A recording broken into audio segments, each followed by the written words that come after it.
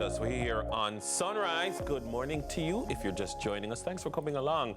So there's just a few days left before the first bell rings, and we should have everything we need to succeed. But wait, has your child done their medical? Pediatrician Dr. Lisa Franklin-Banton is here with her back-to-school checklist to ensure that your child's health and wellness are in tip-top shape so that they can start the school year off right. Welcome, Doc. How are you doing? I'm Good well. Good morning. How are you? I'm very well, thank you. Looking very bright and vibrant. Loving that. Thank you. And I know a lot of parents right now are gearing up for back to school, but it's not just the books and the bags, it's also the health Khadine, of the babies. At this time of the year, we, our generation, would be not looking forward to getting washout. Yeah. That was our back-to-school medical back in the day. What's your verdict? Was that I mean, the thinking was that, you know, you run up and down a whole summer, you eat up a whole heap of foolishness, a whole heap of mango in particular, and you're going to get worm, and, this was the explanation. So you needed washout before going back to school. Was that kind of a cleanse founded in fact? You know, I'm not very, I'm from Barbados, so that's not something that we did in Barbados. Oh, okay. So we never, I came to Jamaica and I hear parents talk about this washout. I'm like, okay. I mean, we do recommend, though, that we deworm our kids. And I guess after summer, as you said, they're up and down, they're eating all these things. There is a good time to be dewormed. So we do recommend it, especially twice a year. And after school, after summer, it's a good time to do that. Okay. Okay. Nice. But I would say, Doc, do it under certain circumstances, because you don't want to wash out the children too much or make it too strong, right? Well, if you use the regular medication that's out there, so we use a specific dose of medication, it should be fine. I'm not sure what methods you use, but we just recommend a particular medication for that. Okay, very well. Something very like well. Zentel or Exactly, something. exactly. Okay, all right. Exactly. Yes. If you're in the worms in your mummy, in your tummy, tell your mummy. Yes, But Doc, what from a parent's perspective and checklist, what are some of the things that we should be ticking off regarding the health of our children for back to school? So definitely you want to get that back to school annual examination. Okay. I find in our society we don't do regular checkups. So after the child has finished their immunization journey, a lot of them aren't doing regular checkups. And you'll be surprised to know what we pick up when those kids come for those back to school physicals. So there are kids out there with chronic illnesses and the parents aren't really realizing that this is a problem, and we tend to pick them up. One of the things that we pick up quite a bit is kids with visual issues. So one of the things we do a head-to-toe examination. We make sure we check their vitals, we check blood pressure, we make sure we check their growth and development, and that's also something. So there's some of these kids, they're obese, they're underweight, and parents aren't addressing these issues. So they come to the forefront when they do their back-to-school physicals. So, you know, it's a good time for us to get all of this together. As I said, the vision is a big thing. When we do that visual screening in our back-to-school examination, there's so many kids we then have to refer for glasses. And it would explain why they aren't doing well in school, because they can't see. So it's a really good time to get that thorough examination done. And we not only do physical, we also talk about other factors that may impact how well a child may do at school. So we talk about the social aspect, how are they interacting with their kids, the mental aspect, if there's anything that is impacting them from learning. So these are all things that we can get out of the way.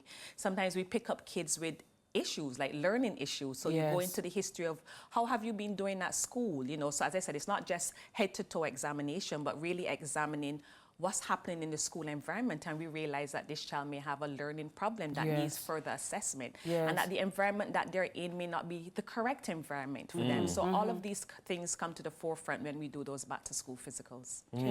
You know, unfortunately, the reality is that some kids might not be the way we're talking about them, as in running up and down for the whole summer. Some kids have, for the last few months, been very sedentary in front of tablets and, you know, TV. You know, at home, or playing PS5. video games. How is there anything that you do that picks that up? Because they're going to go back to school, they're going to be having a lot of movement from class to class, activity to activity. That is such a real thing, and unfortunately, it's more kids than not that have been sedentary. I mean, they're literally sitting in front of the TV playing games to wee hours of the morning. So you have kids coming into the office at 11 o'clock and they're yawning away.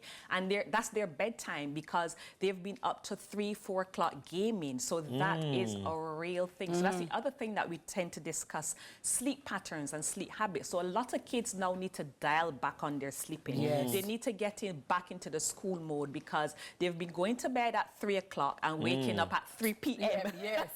You know, so we really, that's something that we speak about. And the sedentary lifestyle, I mean, that is also very real. There are very few kids now who, I mean, when I was growing up, I was always outside running around. My mother had to beg me to come inside. That's not the kids these days. They're in front of the television. So obesity is a real thing. Lack of exercise is a real thing. And that does impact health as well. So those are definitely discussions that I have with my parents and my kids. Because I keep saying, as parents, we need to encourage our kids. The kids can't do it on their own. So if I insist that they go to bed at a certain time, they need to go to bed at a certain time or take away the devices. But you've made a very good point because I noticed, like even last night, I was thinking about it because for the summer, my son, we've been allowing him to go to bed at 9:30 instead of his usual 8:30.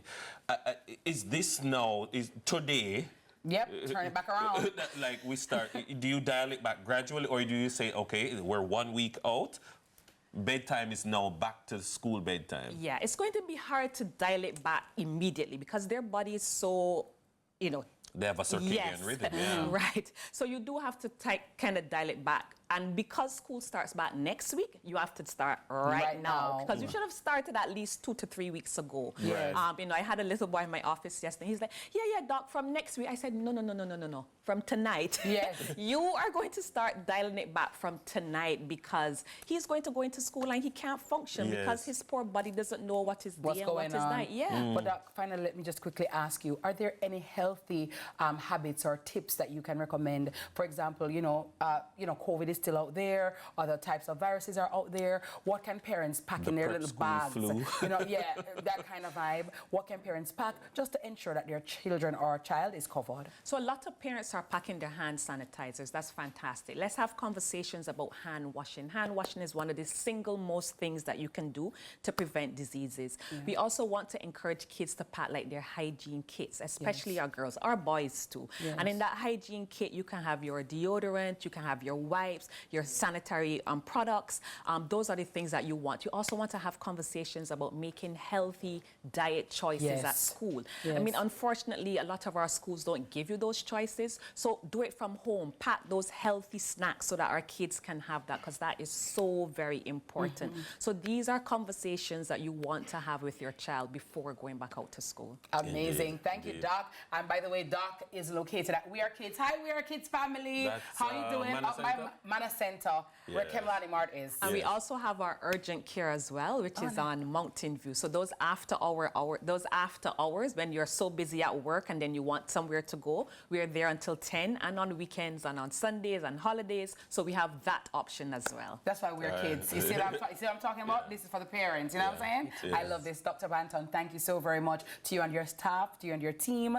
Thank you for all you do. And parents, hello, We Are Kids. Just look them up there listed, all right? So that was Dr. Lisa Franklin-Banton, pediatrician at We Are Kids Paediatric Center and We Are Kids Urgent Care. And when we return, we're packing our bags and taking a trip to take some pictures in some picture-perfect places right here on Destination Tuesday. Don't go too far. We will be right back. Yay!